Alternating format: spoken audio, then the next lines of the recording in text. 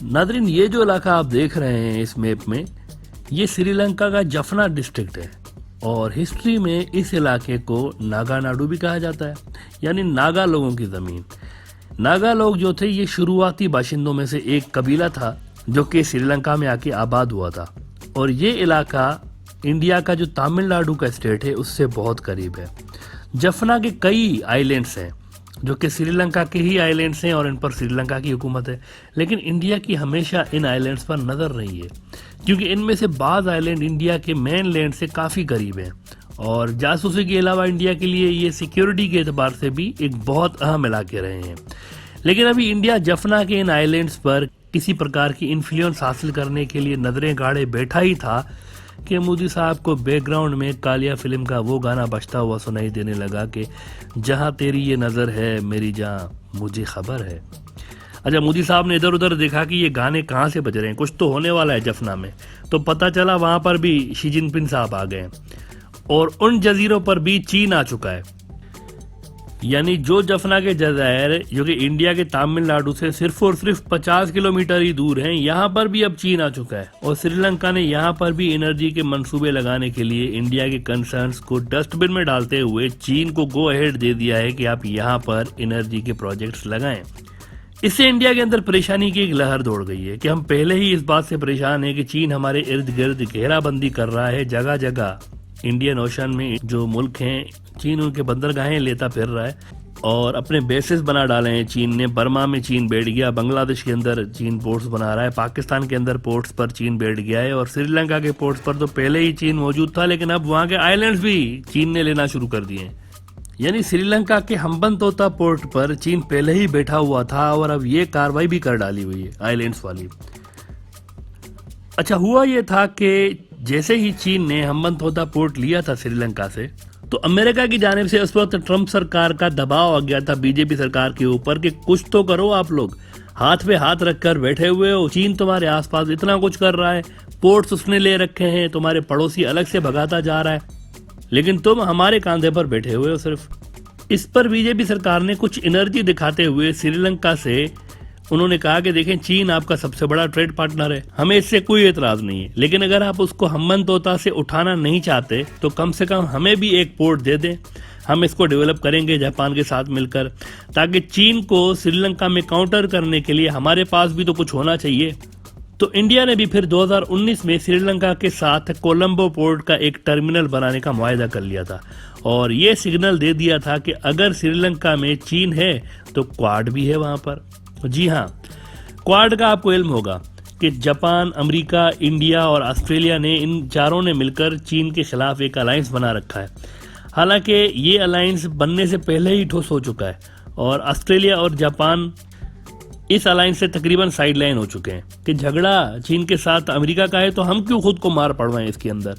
लेकिन इंडिया की जानिब से ट्रंप सरकार को ये यकीन दिलाया गया था कि सरदार, हम हमेशा आपके साथ रहेंगे और इस मोहब्बत का इजहार आपको मोदी साहब के उन अल्फाजों में भी मिलेगा जब उन्होंने ट्रंप से कहा था कि अब की बार ट्रंप सरकार, अब की बार ट्रंप सरकार।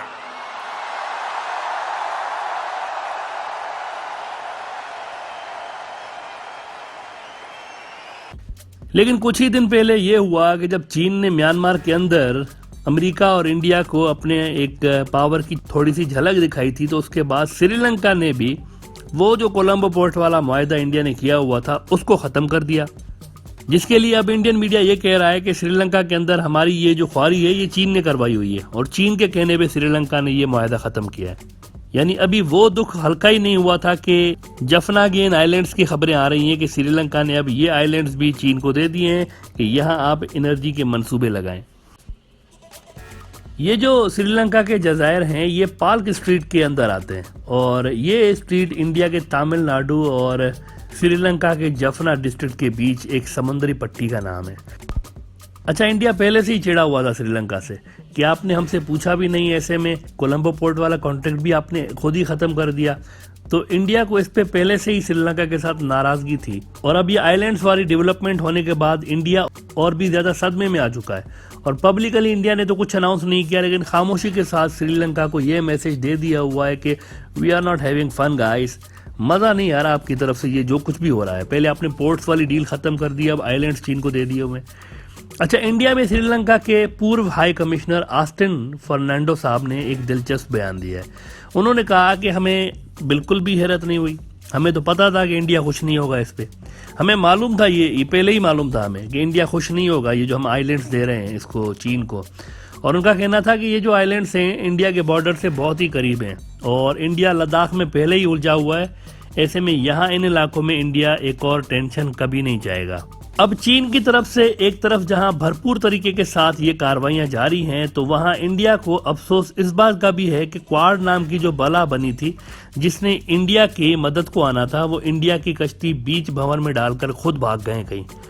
ये कुछ ऐसा ही हुआ जैसे किसी कमजोर पहलवान के दोस्त उसे किसी ताकतवर पहलवान के सामने छोड़कर खुद भाग जाए और ऊपर से शर्त भी लगी हुई हो कि पतला पहलवान सबको नॉकआउट कर देगा। लेकिन समस्या ये है कि ये पतला पहलवान अपने से कई गुना बड़े पहलवान को नॉकआउट करे तो करे कैसे। इंडिया के साथ भी कुछ ऐसा ही हो रहा है। सालों तक इंडिया बॉर्डर एरियाज में रोड्स और कनेक्टिविटी बनाता रहा चीन के बॉर्डर के साथ, और अमेरिका और इत्तेहादियों की उसको भरपूर हिमायत हासिल हो रही है कि कदम बढ़ाओ मोदी जी, हम तुम्हारे साथ हैं। मोदी जी ने कदम बढ़ा के पीछे देखा तो कोई पीछे था ही नहीं, ना क्वाड नजर आया ना अमेरिका। और मजबूरन लद्दाख में और अरुणाचल प्रदेश में चीन की जानिब से इतनी ज्यादा जमीन लेने के बाद भी इंडिया की जानिब से ये नैरेटिव अपनाया जा रहा है कि भाईजान छोड़ दें लड़ाई, आए बैठ के बात करते हैं ना मिलके। 10 महीने गुजर चुके हैं, चीन ने लद्दाख के अंदर 1000 स्क्वायर किलोमीटर से भी ज्यादा इलाका लिया हुआ इंडिया का, और वहां से कोई रिस्पॉन्स नहीं आ रहा, जिससे अमेरिका समेत पूरे रीजन में ये इंप्रेशन जा चुका है कि मिलिट्री एतबार से इंडिया चीन के सामने कहीं नहीं टिकता। उधर चीन का कहना है कि इंडिया और अमेरिका को एक दूसरे की जरूरत है। जरूरत क्यों है? चीन से निपटने के लिए इन दोनों को एक दूसरे की जरूरत है, लेकिन दोनों की अलग अलग कैलकुलेशंस भी तो हैं। अमेरिका इंडिया को छोटू के तौर पर इस्तेमाल करना चाहता है चीन के खिलाफ, लेकिन छोटू को छोटू नहीं बनना है। छोटू चाहता है कि वो अमेरिका बने। जी हाँ, ग्लोबल टाइम्स जो कि चीन का सरकारी मीडिया है, वो ये लिख रहा है कि New Delhi wants to take advantage of Washington's power to make itself stronger rather than being used to check another major country. अब आप अंदाजा लगाएं कि किस कदर सख्त बात है ये, कि इंडिया को America as a tester use कर रहा है। वो सिर्फ इसलिए इंडिया को इस्तेमाल कर रहे हैं कि चीन को चेक कर सकें। इसको यूं समझें कि जैसे कोई बंदा किसी झील में उतरने से पहले उस झील में कोई डंडी या पत्थर फेंक कर चेक करता है कि इसके अंदर पानी कितना गहरा है। तो अमेरिका के लिए चीन वो झील है और इंडिया वो डंडी या छोटा सा पत्थर है। अब पत्थर को ये समझना चाहिए कि अगर वो इस झील में गिरा तो ये झील उसे निगल लेगी। मजीद ग्लोबल टाइम्स ये लिख रहा है कि India aims to become a US power instead of simply being made as US ally. तो आप देखें, वही छोटू वाली मिसाल जो हमने आपको थोड़ी देर पहले दी, वही बात ग्लोबल टाइम्स लिख रहा है अपने अंदाज से, कि इंडिया के दिल में छोटी छोटी मासूमाना ख्वाहिश है कि मैं भी अमेरिका बनूं, छोटू नहीं बनूं। कब तक छोटू बन के रहूंगा? लेकिन अमेरिका उससे कह रहा है कि नहीं, तुम छोटू हो और छोटू बन के रहो। बहरहाल चीन ने साफ साफ कह दिया हुआ है कि ये जो आपने क्वाड नाम की एशियन नेटो बनाई थी कि गैंग बना के चीन को मजा चखाएंगे, ये कभी नहीं बनेगी। अच्छा, चीन ऐसा क्यों कह रहा है कि क्वाड वाली एशियन नेटो नहीं बनेगी, जिसके लिए इंडिया ने सपने सजा रखे थे कि क्वाड बनाएंगे, इससे चीन को बुली करेंगे, फिर क्वाड का लीडर इंडिया होगा और यूं चुटकी बजाते ही इंडिया सुपर पावर बन जाएगा। आपको याद होगा कि कुछ साल पहले तक भी जब ये क्वाड शुरू में बन रही थी तो इंडिया की मीडिया में इस किस्म की खबरें आना शुरू हो गई थी कि इंडिया नेक्स्ट सुपर पावर है वगैरह वगैरह। तो इंडिया की ये कैलकुलेशन थी कि क्वाड बनाएंगे, फिर यूं चुटकी बजाते हुए हम सुपर पावर बनेंगे और मोदी जी जो हैं ये इंडिया के आयतुल्लाह खुमैनी बन जाएंगे। तो ऐसा क्यों नहीं हो सका आखिर? देखिए, पहली बात यह है कि चीन से भिड़ने से ऑस्ट्रेलिया और जापान का भी नुकसान होगा। कोलेटरल डैमेज तो होती है, जाहिर सी बात है। तो चीन भी एक बड़ी पावर है, उसके साथ अगर बढ़ा जाता है तो उनका भी नुकसान होगा। लेकिन इनको फायदा क्या होगा? ऑस्ट्रेलिया और जापान को क्या फायदा होगा? इंडिया को खित्ते का डॉन बनाने के लिए और अमेरिका के मुफादों के लिए क्या ये मुल्क अपना नुकसान करेंगे? कभी नहीं करेंगे। जब नेटो बना था, जो कि यूरोपीय मुल्कों का इत्तेहाद था, तो वो इसलिए बना था क्योंकि उन सारे नेटो वाले मुल्कों को एक ही कुव्वत से खतरा था, एक ही दुश्मन था उनका, और वो था सोवियत यूनियन। उनसे निपटने के लिए ये नेटो बना था। लेकिन यहां पर चीन ने एशिया के अंदर दुश्मन नहीं पाल रखे, उसने सबके साथ, इंडिया समेत एशिया के जो मुल्क हैं उनके साथ बिजनेस रिलेशंस कायम कर रखे हैं। और ये सारे मुल्क चीन पे बड़ी हद तक डिपेंडेंट भी हैं अपने बिजनेस इंटरेस्ट की वजह से, इंडिया समेत। इंडिया का एक बहुत बड़ा स्टेक है चीन की मार्केट के अंदर, और इंडिया के अंदर करोड़ों लोग ऐसे हैं जो कि चीनी कंपनियों, चीनी माल पे अपना रोजगार कमा रहे होते हैं। ये बात बीजेपी सरकार को समझ नहीं आ रही, और इस पे राहुल गांधी अपना सर पीटते हुए नजर आ रहे होते हैं कि ये बंदा कर क्या रहा है मोदी जी।